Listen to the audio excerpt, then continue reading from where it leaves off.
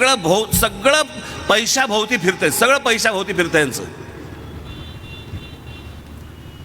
मला काय मिळणार, मला खुर्ची मिळणार का, मला पैसे मिळणार का, मग ह्याच्यामध्ये माझा वाटा किती,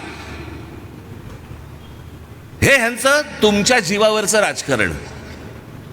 तुम्ही जे मतदानाला जे उभे राहता ना, उन्हातानामध्ये जे उभे राहता ना, रांगेमध्ये उभे राहता ना, हे तुमच्या जीवावरचं राजकारण. आणि नंतर ही माणसं तुमची नाही राहत, ही बिल्डरांची होतात. निवडणुका आल्या की तुमचेच दाखवतात. राज ठाकरे त्यातला नाहीये.